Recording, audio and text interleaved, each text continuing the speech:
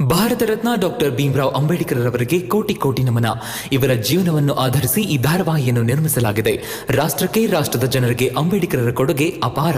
ಹಲವಾರು ಅಧಿಕೃತ ಪುಸ್ತಕಗಳನ್ನು ಆಧರಿಸಿ ಈ ಕಥೆಯನ್ನು ತಮ್ಮ ಮುಂದೆ ಇಡಲಾಗಿದೆ. ಈ ಧಾರಾವಾಹಿಯನ್ನು ವಾಹಿನಿಯು ನಿಷ್ಠೆಯಿಂದ ನಿರ್ಮಿಸಿದ್ದು, ಬಾಬಾ ಸಾಹೇಬರ ಜೀವನ ಮತ್ತು ಸವೆಸಿದ ಹಾದಿ ಪ್ರತಿಯೊಬ್ಬರಿಗೂ ಸ್ಫೂರ್ತಿ ನೀಡುತ್ತದೆ ಎಂಬುದನ್ನು ವಾಹಿನಿಯು ಬಲವಾಗಿ ನಂಬಿದೆ.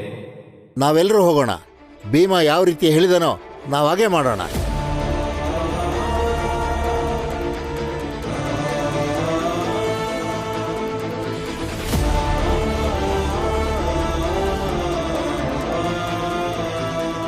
ಅತ್ತೆ, ನೀವು ಮನೆಗೆ ವಾಪಸ್ ಹೋಗಿ. ಕಷ್ಟ ಕಾಲದಲ್ಲಿ ನನ್ನ ಗಂಡ ಏನೇ ಹೇಳಿದ್ರು ನೀವದನ್ನ ಕೇಳಿಸ್ಕೊಳ್ಳಲ್ಲ.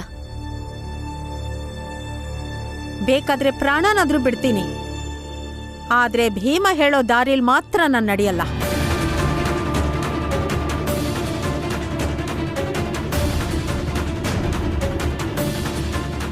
ಇಲ್ಲಿ ಕೇಳಿ, ನಾವು ಗೆಲ್ತೀವಿ ಅನ್ನೋ ನಂಬಿಕೆನ ಈ ಸರಿನೂ ಇಟ್ಕೊಳ್ಳೋಣ.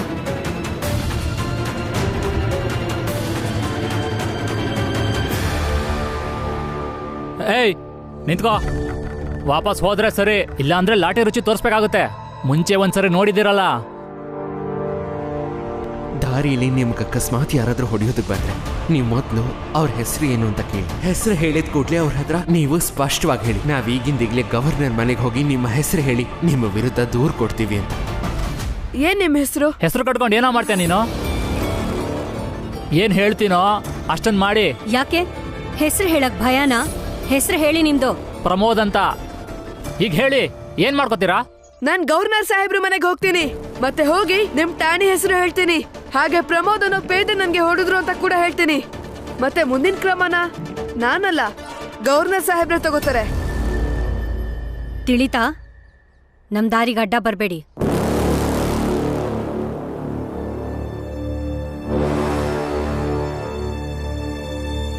ಏಯ್, ನಿಂತ್ಕೋ. ಭೀಮನ್ ತಾಯಿ ನೀನೇ ತಾನೆ? ಮಲತಾಯಿ.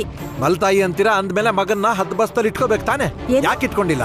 ನಿನ್ನಿಂದಲೇ ಎಲ್ಲ ಆಗಿರೋದು. ಈ ಮೊಹಲ್ಲಾದಲ್ಲಿ ವಾತಾವರಣ ಹಾಳಾಗಿದೆಯಲ್ಲ, ಎಲ್ಲ ನಿನ್ ಮಗನಿಂದಲೇ ಆಗಿರೋದು. ಮೊದಲು ನಿನ್ ತಲೆ ಹೊಡೆದ್ರೆ ಎಲ್ಲ ಸರಿ ಹೋಗುತ್ತೆ. ಅಯ್ಯೋ, ಹೇಗ್ ಕೈ ಎತ್ತೀರ ನನ್ ಮೇಲೆ? ನಾನ್ ಯಾವ ತಪ್ಪು ಮಾಡಿಲ್ಲ, ಹೋಗಕ್ ಬಿಡಿ ನಂಗೆ. ಭೀಮನ್ ಮನೇಲಿ ಇಟ್ಕೊಂಡಿದ್ದಿದ್ರೆ ನಮಗ್ ತಲೆನೋವು ಇರ್ತಿರ್ಲಿಲ್ಲ. ನಿಮ್ಮಿಬ್ರ ಹೆಸರೇನು ಹೇಳಿ? ಹೆಸರು ತಗೊಂಡು ಏನ್ ಮಾಡ್ತೀಯಾ? ಗವರ್ನರ್ ಸಾಹೇಬ್ರ ಮನೆ ಮುಂದೆ ಹೋಗಿ ಠಾಣೆ ಹೆಸರು ಹೇಳ್ತೀನಿ. ನಿಮ್ಮಿಬ್ರ ಹೆಸರು ಹೇಳಿ ನನ್ ಮೇಲೆ ಕೈ ಮಾಡಿದ್ರು ಅಂತ ದೂರ್ ಕೊಡ್ತೀನಿ. ಹೇಳಿ ಹೇಳಿ, ನಿಮ್ಮಿಬ್ರ ಹೆಸರೇನಂತ?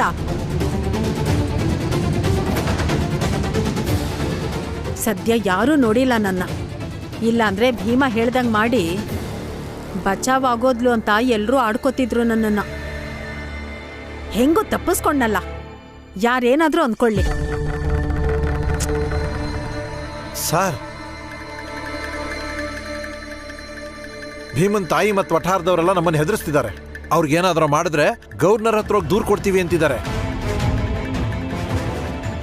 ಓಹೋ, ಈ ದಾರಿ ಕಂಡ್ಕೊಂಡಿದ್ದಾನೆ ಆ ಭೀಮರಾವ್.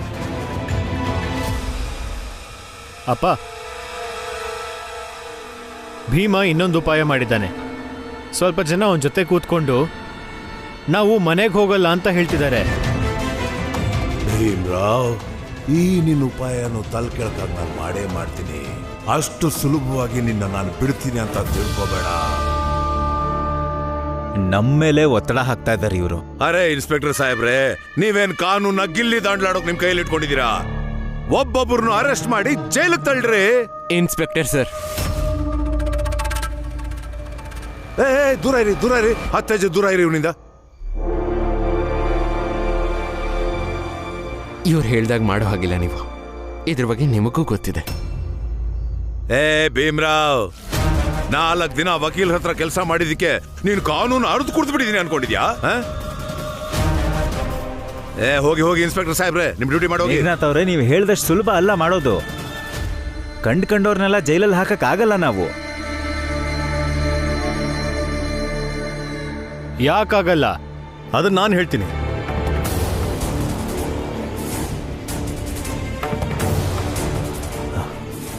ಆಡಳಿತಕ್ಕೆ ಉತ್ತರ ಕೊಡೋ ಜವಾಬ್ದಾರಿ ಇರುತ್ತೆ. ಹೀಗೆ ಶಾಂತಿಯಿಂದ ಕೂತಿರೋ ಜನರನ್ನ ಎತ್ಕೊಂಡ್ಬಂದು ಜೈಲಿಗೆ ಹಾಕಿದ್ರೆ ಸರ್ಕಾರದಲ್ಲಿರೋ ಮೇಲಧಿಕಾರಿಗಳಿಗೆ ಇವ್ರು ತಾನೇ ಏನು ಉತ್ತರ ಕೊಡ್ತಾರೆ?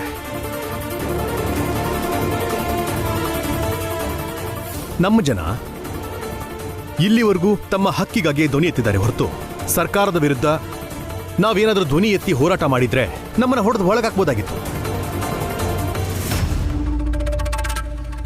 ಆದ್ರೆ ನಾವು ಅವ್ರಿಗಂತ ಅವಕಾಶನೇ ಕೊಟ್ಟಿಲ್ಲ.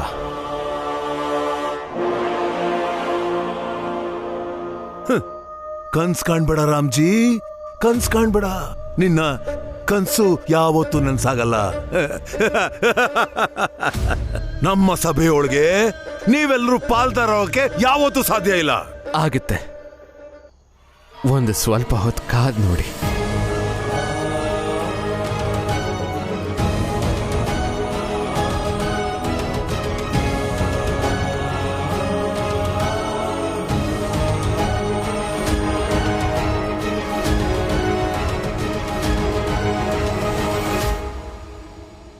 ಎಲ್ರೂ ಕೇಳಿಸ್ಕೊಳ್ಳಿ, ಕಿವಿ ಕೊಟ್ಟು ಕೇಳಿ. ನಾಳೆಯಿಂದ ನೀವ್ಯಾರು ಕೆಲ್ಸಕ್ಕೆ ಬರೋ ಹಾಗಿಲ್ಲ. ಏನು? ಹಾಗೆಲ್ಲ ಮಾಡಬೇಡಿ ಮಾಲೀಕ್ರೆ, ನಮ್ ಜೀವನ ಹಾಳು ಮಾಡಬೇಡಿ ಮಾಲೀಕ್ರೆ. ಒಂದ್ ಅವಕಾಶ ಕೊಡ್ತೀನಿ. ಹೇಳಿ ಮಾಲೀಕ್ರೆ. ನಾಳೆ ಬೆಳಗ್ಗೆ ಕಳೆಯೋದ್ರೊಳಗೆ ಆ ಭೀಮ್ರಾವ್ ಮತ್ತೆ ಮಂಚಯ್ಯನ್ ಬಿಟ್ಟು ಎಲ್ರನ್ನೂ ಒಟ್ಟಾರಕ್ಕೆ ಕರ್ಕೊಂಡು ಬರಬೇಕು. ಆಗ ಮಾತ್ರ ನಿಮ್ ಕೆಲ್ಸ ಉಳ್ಕೊಳ್ಳುತ್ತೆ. ಇಲ್ಲ ಅಂದ್ರೆ ನಿಮ್ ಕೆಲ್ಸ ಹೋಯ್ತು ಅನ್ಕೊಳ್ಳಿ.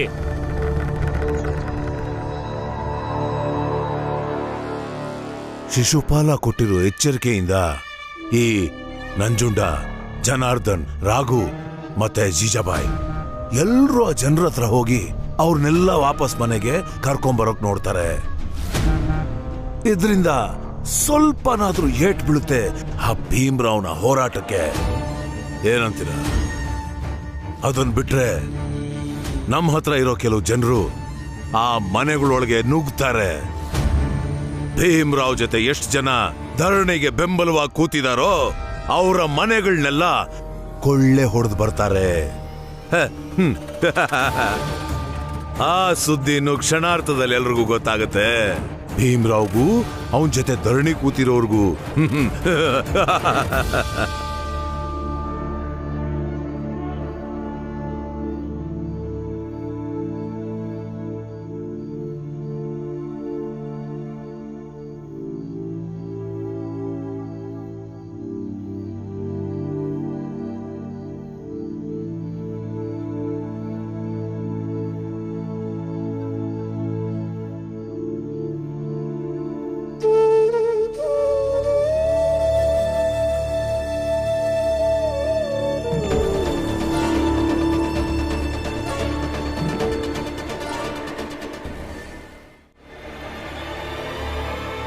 ಎಲ್ರೂ ವಠಾರಕ್ಕೆ ವಾಪಸ್ ಬನ್ನಿ. ಹಾ, ಇಲ್ಲಿ ಕೂತ್ಕೊಂಡು ಎಲ್ರಿಗೂ ಯಾಕೆ ತೊಂದರೆ ಕೊಡ್ತಿದ್ದೀರಾ? ಬನ್ನಿ ವಠಾರಕ್ಕೆ. ಹೌದು, ಎದ್ದೇಳಿ, ಎಲ್ರೂ ವಾಪಸ್ ಹೋಗೋಣ. ಇಲ್ಲ ಅಂದ್ರೆ ನಮ್ಮ ಕೆಲಸಕ್ಕೆ ಆ ಶಿಶುಪಾಲರು ಕೊಳ್ಳಿ ಇಡ್ತಾರೆ. ಬನ್ನಿ.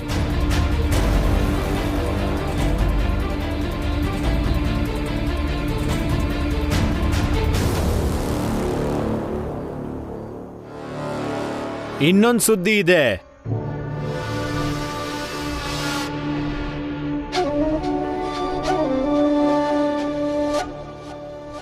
ಯಾರ್ಯಾರು ಇಲ್ಲೆಲ್ಲ ಕೂತಿದ್ದೀರೋ ಅವರೆಲ್ಲರ ಮನೆಯಲ್ಲೂ ಕಳ್ತನ ಆಗ್ಲಿದೆ.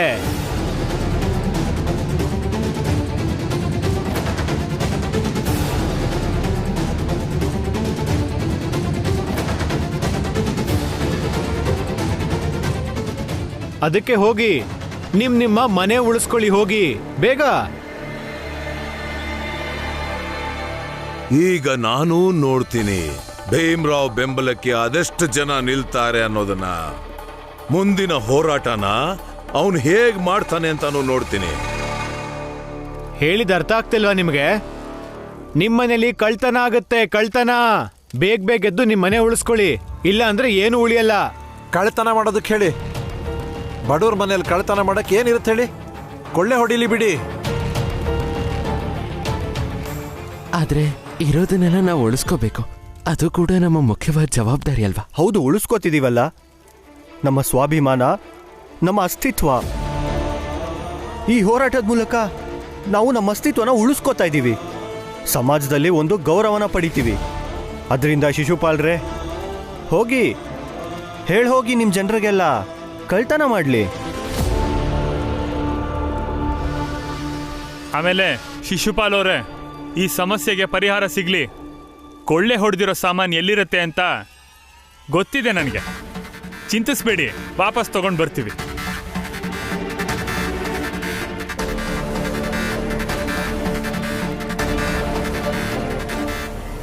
ನಮ್ ಕೆಲ್ಸ ಹೋದ್ರೆ ವಾಪಸ್ ಹೆಂಗ್ ಕೊಡಿಸ್ತೀರಾ?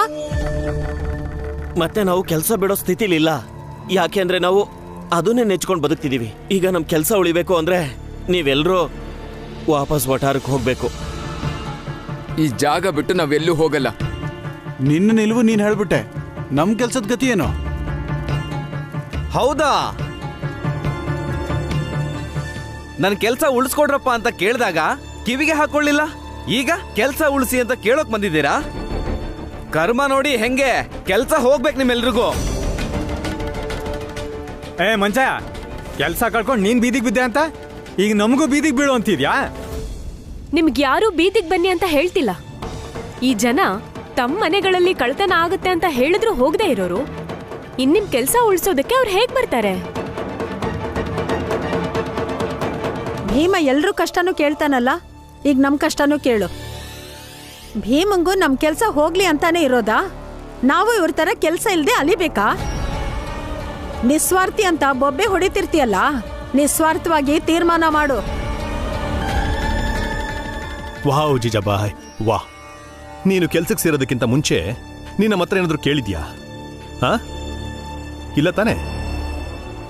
ಈಗ ಯಾಕೆ ನಮ್ಮನ್ನ ಕೇಳ್ತಿದ್ಯಾ ಕೆಲಸ ಉಳಿಸ್ಕೊಡಿ ಅಂತ? ಯಾಕೆಂದ್ರೆ ನಿಮ್ಮಿಂದ ಮಾತ್ರನೇ ನಮ್ ಕೆಲ್ಸ ಉಳಿಯೋದಿಕ್ಕೆ ಸಾಧ್ಯ ಆಗೋದು.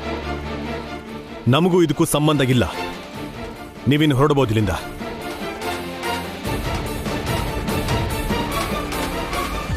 ಏನ್ ಭೀಮಾ, ನೀನೇನ್ ಹೇಳ್ತೀಯಾ? ನಮ್ಮ ಇಡೀ ಸಮಾಜದ ಹಿತದೃಷ್ಟಿ ಅಂತ ಬಂದಾಗ ವೈಯಕ್ತಿಕ ನಷ್ಟಗಳನ್ನು ಪರಿಗಣಿಸಬಾರ್ದು. ಮಿಗಿಲಾಗಿ ನೀವು ಮಾಡ್ತಾ ಇರೋ ಕೆಲಸ ನಿಜವಾಗ್ಲೂ ಅಕ್ರಮ ಕೆಲಸನೇ. ಮನೇಲಿ ಸಾರ ಇಟ್ಕೊಂಡು ಮಾರಾಟ ಮಾಡೋದು ಸಭ್ಯ ಸಮಾಜದಲ್ಲಿ ಒಂದು ಪಾಪದ ಕೆಲಸ. ಮತ್ತು ಆ ಪಾಪದಲ್ಲಿ ನೀವು ಭಾಗಿಯಾಗಿದ್ದೀರಾ.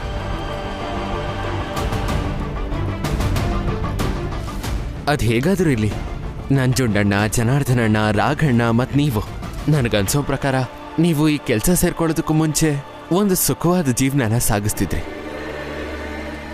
ಅದಕ್ಕೆ ನಿಮ್ಮ ಕೆಲಸ ಹೋಗಿದ್ರಿಂದ ನನಗೆ ಯಾವ ದುಃಖನೂ ಇಲ್ಲ.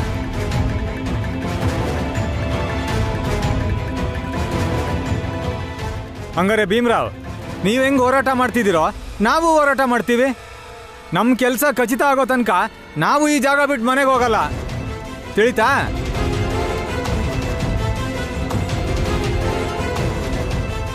ನಂಜುಂಡಣ್ಣ, ಜನಾರ್ದನ, ಕೂತ್ಕೊಳ್ಳಿ.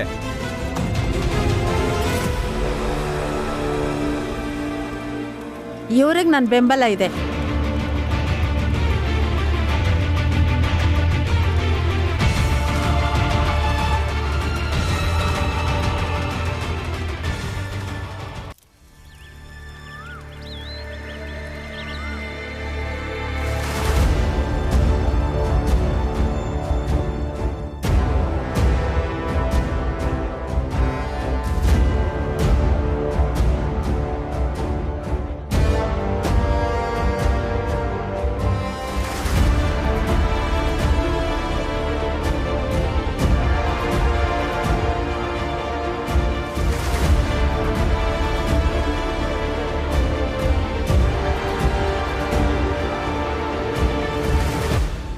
ಎಲ್ಲ ಎದೊಳಿ, ಭೀಮ ಕಾಣಿಸ್ತಿಲ್ಲ. ಭೀಮಾ, ಭೀಮಾ ಎಲ್ಲಿ? ಭೀಮಾ,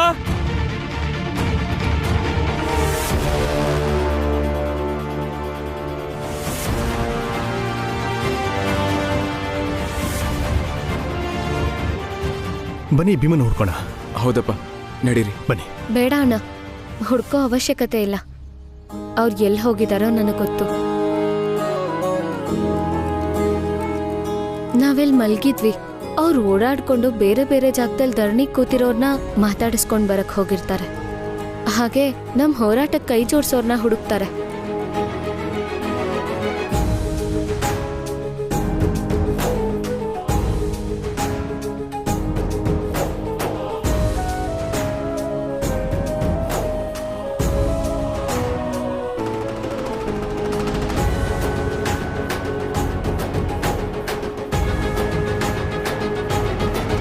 ಇದೇ ಭೀಮಾ ಮತ್ತೆ ನಮ್ಗಳಿಗೂ ಇರೋ ವ್ಯತ್ಯಾಸ. ನಾವೀಗ ಸಿದ್ಧ ಆಗ್ತಾ ಇದ್ದೀವಿ, ಆದರೆ ಭೀಮಾ ಆಗ್ಲೇ ಬೀದಿ ಎಲ್ದು ಜಾಗೃತಿ ಮೂಡಿಸ್ತಾ ಇದ್ದಾನೆ. ನಾಯಕ ಆದೋನು ಯೋಧರ ಮನೋಬಲ ಕುಗ್ದಂತೆ ಹುರಿದುಂಬಿಸ್ತಾನೆ. ಭೀಮರಾವ್ಗಿದು ಗೊತ್ತಿದೆ. ಅವನು ತಿಳ್ಕೊಂಡಿದ್ದಾನೆ ತನ್ನವ್ರನ್ನ ಭೇಟಿ ಮಾಡಿದ್ರೆ ಅವರ ಆತ್ಮವಿಶ್ವಾಸ ಹೆಚ್ಚಾಗುತ್ತೆ ಅಂತ. ಅದಕ್ಕೆ ಹೋಗಿರೋದವನು. ನಾವಿಲ್ಲೇ ಪಕ್ಕದಲ್ಲಿ ನೋವಲ್ಲಿ ದುಃಖದಲ್ಲಿ ಯೋಚನೆ ಮಾಡ್ಕೊಂಡು ಕೂತಿದ್ದೀವಲ್ಲ, ನಮ್ ಕಷ್ಟನೂ ಕೇಳ್ಬೇಕಿತ್ತು. ಜಿಜಾಬಾಯಿ, ನೀನು ನಿನ್ನ ಸ್ವಾರ್ಥಕ್ಕೆ ದುಃಖದಲ್ಲಿದೆಯಾ? ನಿನ್ನ ಸ್ವಾರ್ಥಕ್ಕೋಸ್ಕರ ನನ್ನ ಮಗ ಸಮಯನ ಯಾಕೆ ವ್ಯರ್ಥ ಮಾಡಬೇಕು?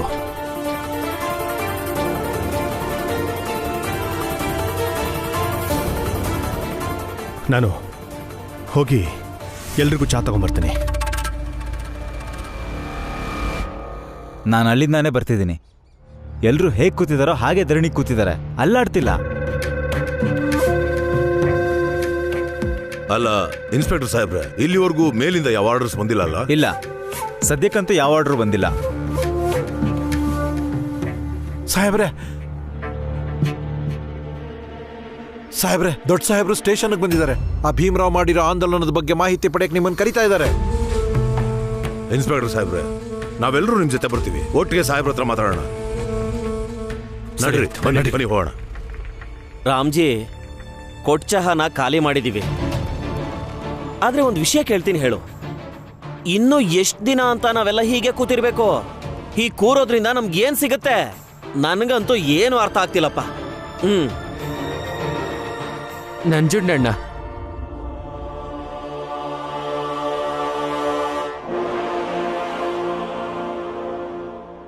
ಮೊದಲು ನಾವು ಎಲ್ಲಿ ಕೂತಿದ್ದೀವಿ ಅನ್ನೋದನ್ನ ಸರಿಯಾಗಿ ತಿಳ್ಕೊಳ್ಳಿ. ನಾವು ಕೂತಿರೋಂಥ ಜಾಗ ಸರ್ಕಾರಿ ಅಧಿಕಾರಿಗಳು ಓಡಾಡುವಂಥ ಜಾಗ. ನೀನೆ ಮನೆಗೆ ಹೋಗೋವಾಗ್ಲೂ ಅಥವಾ ಇವತ್ತು ಬೆಳಗ್ಗೆ ಕೆಲ್ಸಕ್ಕೆ ಬರೋವಾಗ್ಲೂ ನಮ್ಮನ್ನ ಖಂಡಿತ ನೋಡಿರ್ತಾರೆ. ನಾವು ಕೂತಿರೋದನ್ನ ನೋಡಿದ್ಮೇಲೆ ಮನ್ಸಲ್ಲಿ ಖಂಡಿತವಾಗ್ಲೂ ಪ್ರಶ್ನೆ ಬಂದಿರುತ್ತೆ, ನಾವು ಯಾಕೆ ಇಲ್ಲಿ ಕೂತಿದ್ದೀವಿ ಅಂತ. ಮತ್ತು ಒಂದ್ಸಲ ಪ್ರಶ್ನೆ ಎದ್ಮೇಲೆ ಆ ಪ್ರಶ್ನೆಗೆ ಉತ್ತರನ ಪಡೆದೇ ಪಡಿತಾರೆ. ಅದಕ್ಕೆ ನಾವು ಈ ಜಾಗದಲ್ಲಿ ಕೂತಿರೋದು.